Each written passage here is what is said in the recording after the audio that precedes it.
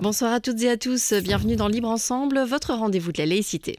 À l'échelle mondiale, un jeune âgé de 10 à 19 ans sur 7 souffre d'un trouble mental. Ce sont les derniers chiffres de l'OMS, l'Organisation mondiale de la santé.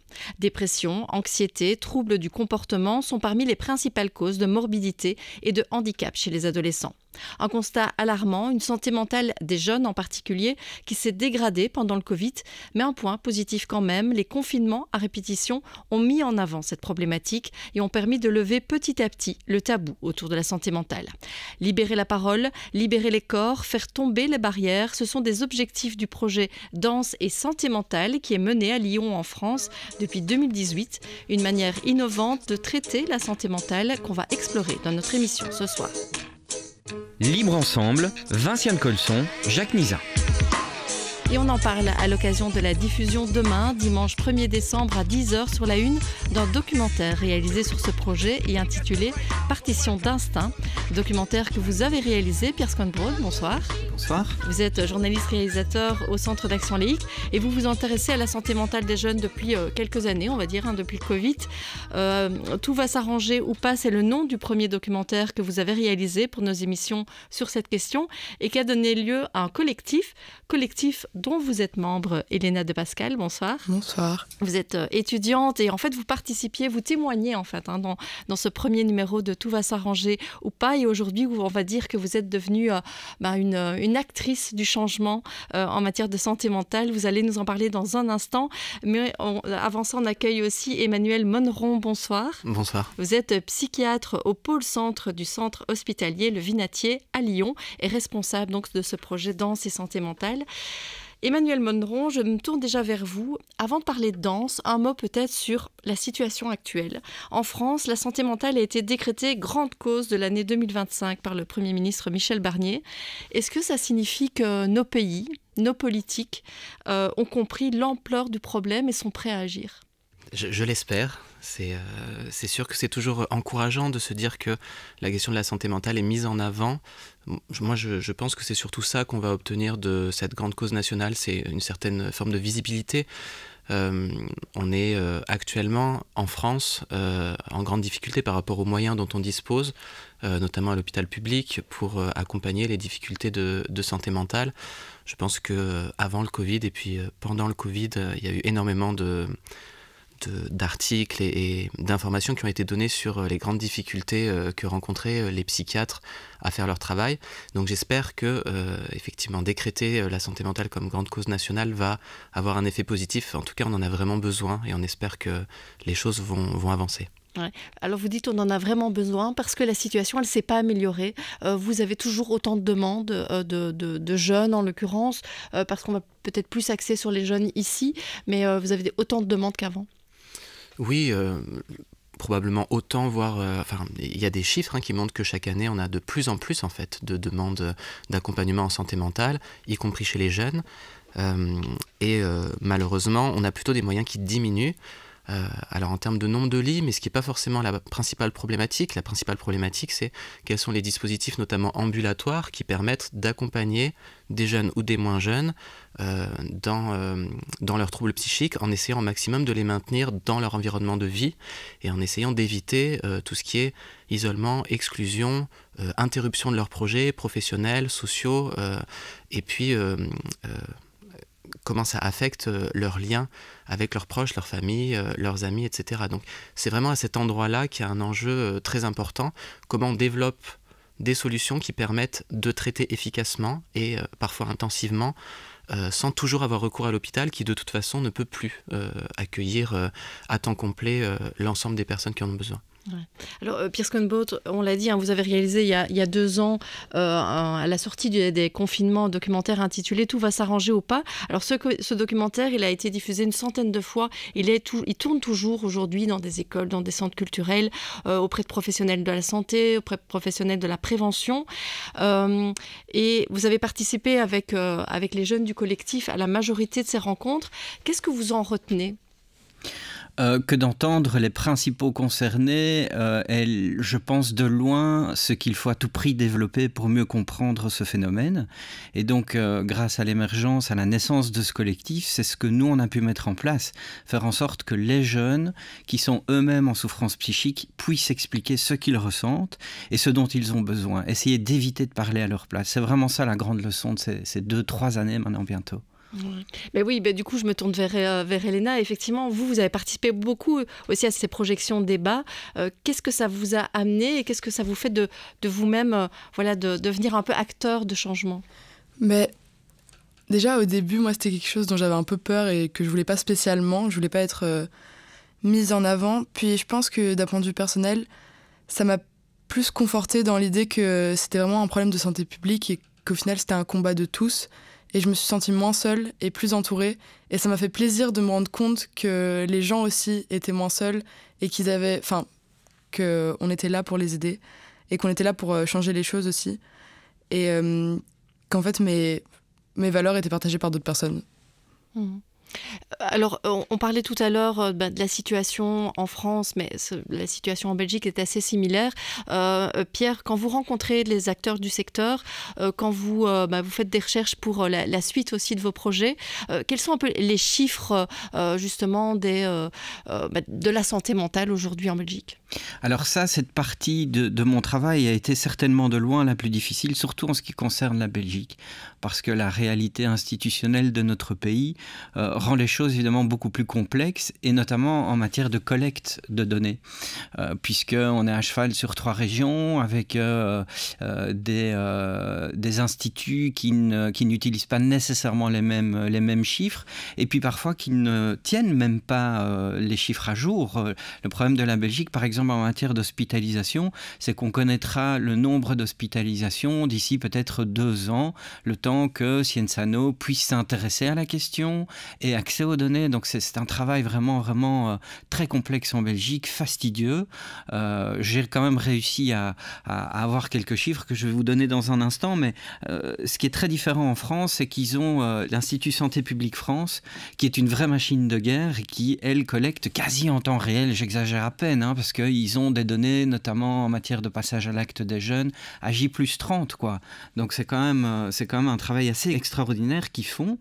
Et donc, par exemple, en France, ils ont fait un travail de comparaison des chiffres entre la décennie 2010-2020 et l'année de tous les dangers, qui était l'année de sortie de Covid, 2021-2022. Et là, heureusement qu'on est assis dans ce studio, puisqu'ils ont constaté une envolée des hospitalisations en psychiatrie, plus 246% pour les 10-14 ans, plus 163% pour les 15-19 ans, plus 106% pour les 20-24 ans. Donc il n'est pas étonnant du tout que le secteur de la pédopsychiatrie plus singulièrement tire complètement la langue, parce qu'ils doivent être complètement sur les genoux. Chez nous, Sciences & No a quand même fait un gros travail d'enquête sur l'état de la santé mentale de la population. Parmi les moins de 30 ans, c'est là où la situation est la plus préoccupante, puisque un jeune sur 3 se déclare en situation de dépression, et ça confirme une grosse étude des mutualités chrétiennes qui a constaté exactement la même progression en matière de prescription des antidépresseurs et antipsychotiques. Donc voilà, moi je continue ce travail d'investigation. On va sans doute en parler, mais il y a un gros travail qui est encore en cours. Tout va s'arranger 2 est en cours de production. Ce qui fait que on essaye de tenir à l'œil cette tendance, mais il est certain que les données chiffrées rejoignent les coups de téléphone que j'ai sans cesse du secteur qui vraiment se préoccupe, secteur de santé mentale, qui se préoccupe de cette situation et qui commence à fatiguer très sérieusement. Alors oui, effectivement, les chiffres sont assez alarmants, hallucinants. Je ne sais pas très bien quel terme utiliser. Mais du coup... qu'est-ce qu'on fait face à tout ça? Qu'est-ce qu'on fait? Vous, Emmanuel Monneron, vous essayez d'imaginer d'autres moyens d'appréhender la santé mentale, peut-être de proposer d'autres initiatives. Et c'est ce que vous voulez faire, par exemple, avec ce projet Danse et santé mentale? Alors, les projets Danse et santé mentale, ils abordent le problème par un angle différent. C'est-à-dire que de toute façon, effectivement, on a besoin de plus de moyens, besoin de plus de psychiatres, besoin de plus d'infirmiers, d'infirmières. Ça, c'est une certitude. Mais c'est pas toujours de notre ressort, malheureusement, de pouvoir résoudre ces problèmes-là. En revanche, on a la chance à l'hôpital du Vinatier d'avoir une structure qui s'appelle la Ferme du Vinatier et qui est une structure qui est chargée de tout ce qui touche à la culture et aux approches artistiques dans l'hôpital et qui propose aux unités de penser des projets. Donc de recherche et de création artistique en partenariat avec des structures culturelles qui peuvent être des salles de spectacle, des bibliothèques, et puis aussi en partenariat avec des artistes qui peuvent être invités à venir intervenir dans les unités de soins. Et effectivement, je trouve que ça peut être très complémentaire finalement de l'accompagnement médical, soignant, de pouvoir aussi penser la question de l'inclusion, la question de la prise de parole aussi des personnes concernées à travers la création artistique. Et quand j'ai eu connaissance finalement de ce dispositif qui s'appelle Éclat d'art et qui est un dispositif de financement de ces projets, j'ai eu envie donc dès 2018 de pouvoir en faire profiter à la fois les personnes qu'on accompagne et puis aussi les soignants qui souhaitent s'investir dans ce travail-là. Alors, on va continuer à en parler, mais j'ai envie de me tourner vers Pierre et Elena. Qu'est-ce qui vous a amené tous les deux, finalement, à vous rendre à Lyon et à rencontrer Emmanuel comment s'est fait cette rencontre? Parce qu'on a un documentaire qui a été fait en Belgique, des projections en Belgique, et puis une initiative à Lyon. Tout simplement parce que Emmanuel nous a invités, ce qui était une simple bonne raison. Non, mais ce qui est vraiment super aujourd'hui avec les réseaux, c'est qu'on peut très rapidement connaître ce qui se fait ailleurs et parfois très loin même, puisqu'on a même des liens avec le Canada. Et donc ça c'est super parce que je pense que ça illustre à quel point c'est hyper important pour essayer de trouver des solutions aux problèmes qui nous occupent, de tisser des liens. On n'y arrivera pas seul. Retrouver du collectif, retrouver du communautaire, c'est vraiment le sens de notre démarche pour faire en sorte que le poids de la souffrance ne repose pas sur les individualités. Si ceux qui nous écoutent se sentent mal, ce n'est pas de votre faute. Je pense que c'est bête à dire, mais c'est vraiment très très important. Et le fait d'être en collectif nous permet de nous sentir moins seuls. Ouais. Et Elena, qu'est-ce qui vous a amené vous aussi à Lyon? Parce que vous avez accompagné Pierre pour une partie du tournage du documentaire. Donc on m'a présenté le projet à Lyon comme un projet qui mettait la danse et la santé mentale en lien. Et moi, l'art, c'est quelque chose qui me touche particulièrement. Et je pense que c'est une très bonne manière de soigner ou d'apaiser des douleurs psychologiques. Parce que l'art, c'est déjà un moyen d'expression. Et donc, je pense que simplement ça suffit. Et en plus, c'est très social parce qu'il y a une notion de partage assez importante dans le milieu artistique, dans le fait que on va donner, et par exemple dans la danse, c'est aussi un truc où on est en contact avec d'autres, donc on se donne un peu à l'autre. Et moi, ce prisme-là pour soigner la santé mentale m'a intéressée. Et donc voilà. Ouais, et qu'est-ce que ça vous a apporté, la rencontre aussi avec les jeunes qui participaient au projet, ou enfin les jeunes et moins jeunes d'ailleurs, qui participaient au projet sur place, voilà. Qu'est-ce que vous avez apprécié aussi dans cette rencontre? Mais c'est toujours super enrichissant de rencontrer des gens dans le cadre de la santé mentale parce que c'est un peu... On sait qu'on se rencontre par rapport à ça, donc on est un peu mis à nu aussi. Mais rencontrer des gens qui vivent dans une autre ville et qui vivent des problèmes de santé mentale, c'était assez fort. Et moi, c'est des liens que j'ai pas oubliés. Et d'ailleurs, on était retournés à Lyon et ça m'avait vraiment marqué. Et je saurais pas vraiment dire ce que ça m'a apporté en tant que personne, mais ça m'a vraiment touchée. Et je pense que si je pouvais refaire une expérience comme ça, je le referais. Alors je vous propose qu'on écoute la bande-annonce de ce documentaire Partition d'instinct qui, je le rappelle, sera diffusé demain, dimanche 1er décembre à 10h sur la Une. Continue et pousse ça vers l'arrière. Ouais. Alors, c'est comme si tu faisais ça. T'aspires ton nombril vers l'arrière. J'avais fait une crise d'épilepsie, j'étais dehors, j'avais pas de foyer. Et quand je me suis réveillé, on m'a dit où est-ce que j'habitais et j'ai pas su répondre. Moi, je me sens mieux depuis que j'ai été diagnostiqué bipolaire. Je me sens beaucoup mieux dans ma peau parce que je sais ce que j'ai. Mais on peut aller mieux, je vais mieux. Et ça fait bizarre de dire ça.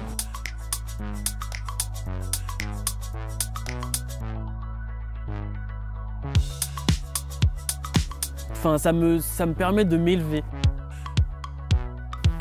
Quand on n'arrive pas à exprimer ce qu'on veut à la parole, bah, c'est la danse, c'est le mouvement qui va nous donner raison.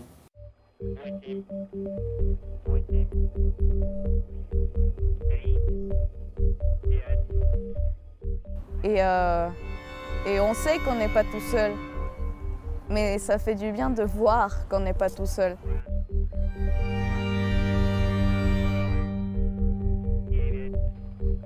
Mais est-ce que je referai de la danse? Oui, sûrement.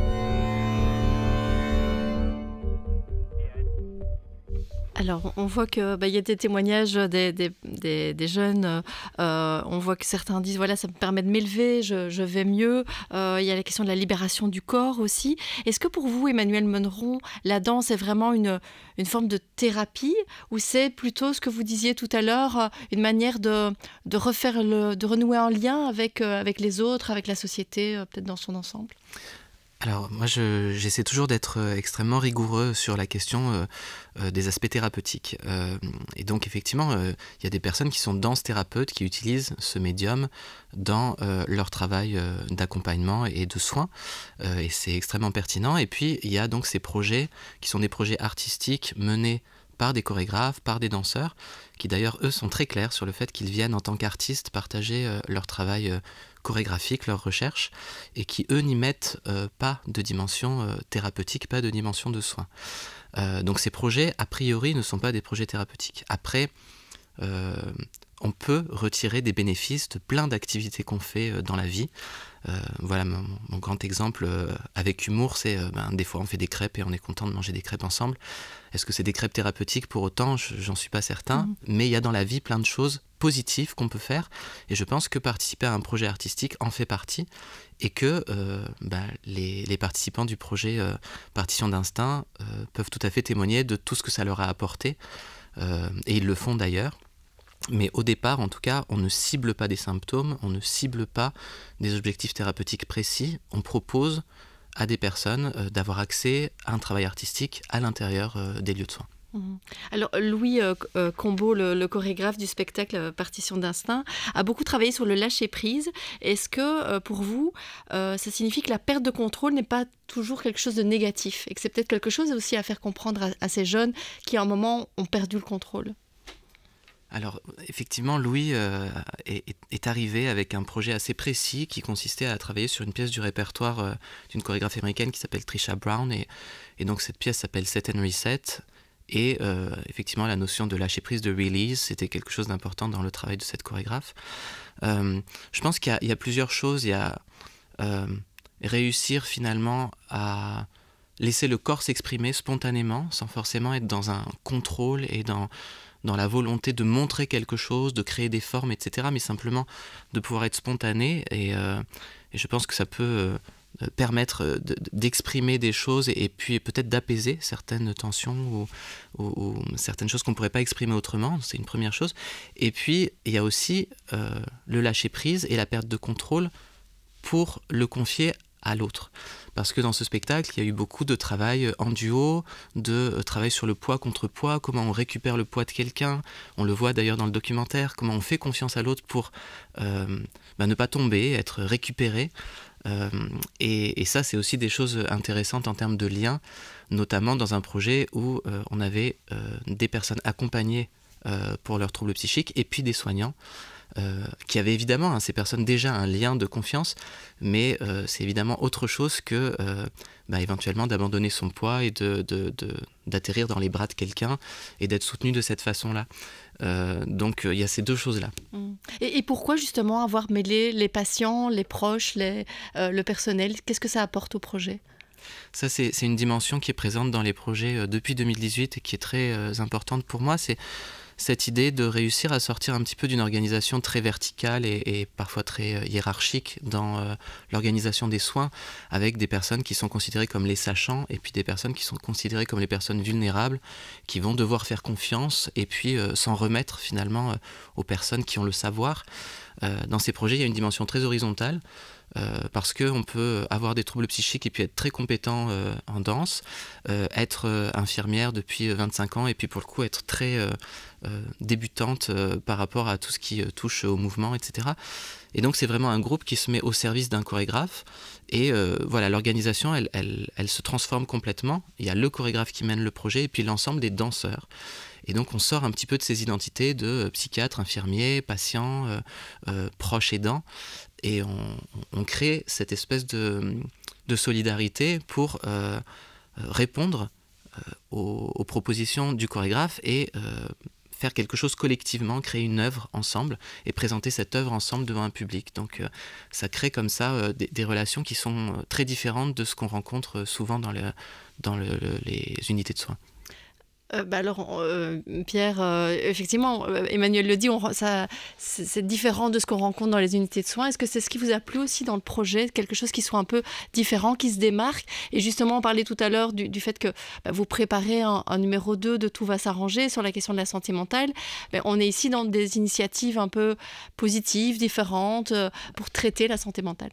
Bah oui, c'est pour ça que Partition d'instinct rejoint vraiment Tout va s'arranger. C'est parce que quand j'ai entendu les explications d'Emmanuel qu'on vient d'entendre encore une fois ici, directement j'ai pensé à Elena qui Elena, hein, je me souviens que tu me racontais ton expérience à l'hôpital, qu'on ne citera pas d'ailleurs, on ne dira pas duquel hôpital il s'agit parce que ça n'a pas la moindre importance. Ce qui était vraiment important, c'est de voir que précisément quand j'entendais les souvenirs d'Elena sur son passage à l'hôpital, expérience négative, on peut le dire. Expérience négative, profondément négative.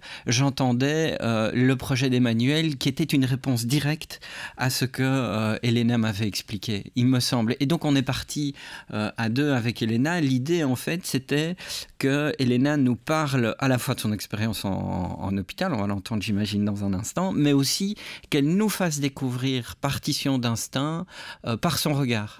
Et donc c'est toi, Elena, qui a mené les interviews, qui a, avec mon assistance bien entendu, parce que tu n'es pas journaliste, mais en même temps, tu es expert de ton propre vécu, et c'était ça qui m'intéressait. Oui, c'est ça. Parce qu'effectivement, Elena, votre expérience hospitalière était plutôt négative. Et du coup, c'est aussi ça l'intérêt de votre regard. C'est votre expérience à vous face à une initiative qui se démarque de ce que vous avez connu. Mais en fait, il y a quelque chose où, à l'hôpital, je me suis sentie déshumanisée et stigmatisée. Et il y a quelque chose qui m'a toujours dérangée profondément, c'est que j'ai l'impression qu'il y a une sorte de scission entre le monde hospitalier et les personnes qui ont des pathologies mentales et le monde des gens qui n'en ont pas. Sauf que je pense que c'est beaucoup plus complexe que ça et que c'est un problème de santé publique et qu'en fait, au final, on est tous touchés par cette santé mentale. Et donc, j'ai jamais vraiment trouvé de sens dans les soins psychiatriques, sauf qu'il y a un moment où, quand on est dans une période de crise, bien évidemment, c'est la seule solution apparente.